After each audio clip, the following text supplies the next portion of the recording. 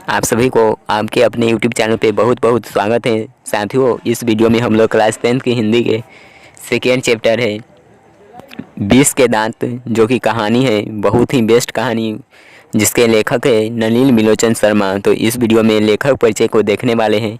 लेखक परिचय बहुत ही इम्पोर्टेंट बनता है, क्योंकि लेखक परिचय से बहुत ही ऑब्जेक्टिव पूछा जाता है। इस वीडियो को आप अंत तक देखिएगा, और यदि इस चैनल को अभी तक सब्सक्राइब नहीं किए हैं तो सब्सक्राइब करके ऑल नोटिफिकेशन को सिलेक्ट कर लीजिएगा। 90% ऐसे व्यूअर हैं जो कि अभी तक इस चैनल को सब्सक्राइब नहीं किए, परंतु रेगुलर वीडियो देखते हैं। तो आप सभी इस चैनल को सब्सक्राइब करके ऑल नोटिफिकेशन सिलेक्ट कर लीजिएगा। चलिए शुरू करते हैं। नलिन बिलोचन शर्मा का जन्म 18 फरवरी 1916 ईस्वी में पटना के बदरघाट में हुआ। वे जन्मना भोजपुरी भाषी थे। नलिन बिलोचन शर्मा के जन्म 18 फरवरी 1916 ईस्वी में हुआ था पटना के बदरघाट में, और ये जन्म से भोजपुरी भाषा जानते थे, भोजपुरी भाषा थे। वे दर्शन और संस्कृत के प्रख्यात विद्वान महामहोपाध्याय पंडित रामावतार शर्मा के ज्येष्ठ पुत्र थे। इनके पिता का नाम थे पंडित रामावतार शर्मा, माता का नाम रत्नावती शर्मा, और माता के नाम रत्नावती शर्मा। उनके व्यक्तित्व निर्माण में पिता के पांडित्य के साथ उनकी प्रगतिशील दृष्टि की भी बड़ी भूमिका थी। उनकी स्कूल की पढ़ाई पटना कॉलेजिएट स्कूल में हुई, और पटना विश्वविद्यालय से उन्होंने संस्कृत और हिंदी में एमए किया। उनका पढ़ाई पटना विश्वविद्यालय में हुआ, और पटना विश्वविद्यालय से उन्होंने संस्कृत और हिंदी में एमए किया था। तो क्वेश्चन में पूछा जाएगा कि नलिन बिलोचन शर्मा किस विश्वविद्यालय से एमए किए थे, तो इसका आंसर होगा पटना विश्वविद्यालय। और पूछा जाएगा कि नलिन बिलोचन शर्मा ने किस विषय से एमए किया था, आंसर होगा संस्कृत और हिंदी।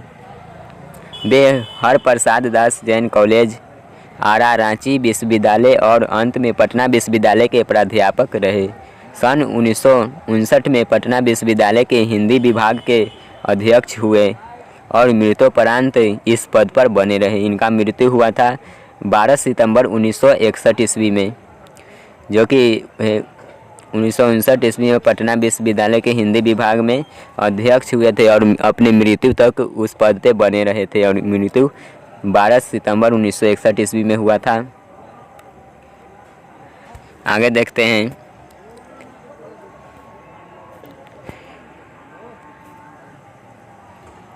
हिंदी कविता में प्रपदवाद के प्रवर्तक और नई शैली के आलोचक नलिन जी की रचनाएं इस प्रकार है। दृष्टिकोण, साहित्य का इतिहास, दर्शन, मानदंड, हिंदी उपन्यास। अब हिंदी उपन्यास से जो देखते हैं, विशेषता प्रेमचंद्र, साहित्य तत्व और आलोचनात्मक ग्रंथ है, जो कि है 20 के दांत और 17 असंग्रहित पूर्व कहानियाँ। कहानी संग्रह केसरी कुमार तथा नरेश के साथ काव्य संग्रह नकेन के प्रपद और नकेन 2 सदल मिश्र ग्रंथावली, अयोध्या प्रसाद खत्रिय स्मारक ग्रंथ, संत परंपरा और साहित्य आदि संपादित ग्रंथ है।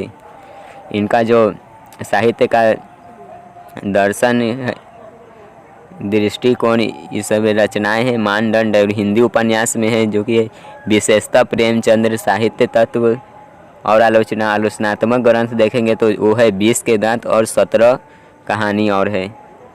आगे देखते हैं। आलोचकों के अनुसार प्रयोगवाद का वास्तविक प्रारंभ नलिन बिलोचन शर्मा की कविताओं से हुआ, और उनकी कहानियों में मनोवैज्ञानिकता के तत्व समग्रता से उभर कर आए। क्वेश्चन आएगा कि नलिन बिलोचन शर्मा के कहानी में किस तत्व का प्रधान है, तो होगा मनोवैज्ञानिक। आलोचना में वे आधुनिक शैली के समर्थक थे। वे कथ्य शिल्प, भाषा आदि सभी स्तरों पर नवीनता के आग्रही लेखक थे। क्वेश्चन पूछा जाए कि नलिन बिलोचन शर्मा कौन से लेखक थे, इसका यहाँ पर आंसर होगा नवीनता के आग्रही। उनमें प्रायः परंपरागत दृष्टि एवं शैली का निषेध तथा आधुनिक दृष्टि का समर्थन है। आगे देखते हैं। आलोचना की उनकी भाषा गठी हुई और संकेतात्मक है।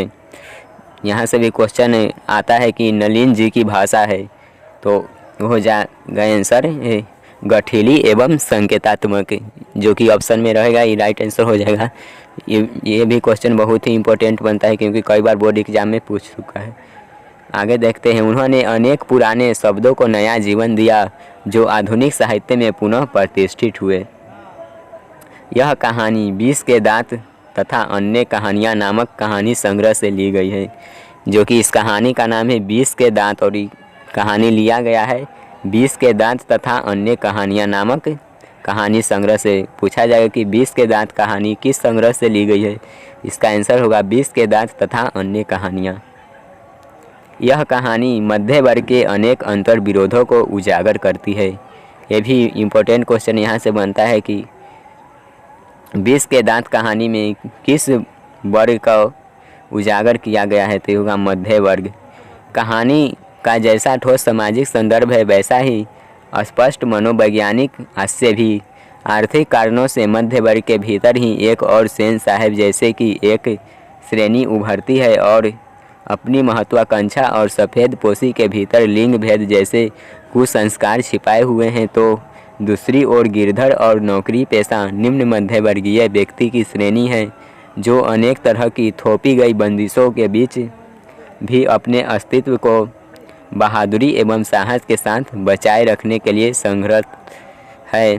यह कहानी सामाजिक भेदभाव, लिंग भेद, आक्रामक स्वार्थ की छाया में पलते हुए प्यार दुलार के कुपरिणामों को उभारती हुई सामाजिक समानता एवं मानवाधिकार की महत्वपूर्ण वानगी पेश करती है। तो इस कहानी को जब आप पढ़ेंगे तो बहुत ही बेस्ट कहानी है और आपको एकदम सिंपल भाषा में बताया जाएगा, आपको समझने में कोई भी कठिनाई नहीं होगा।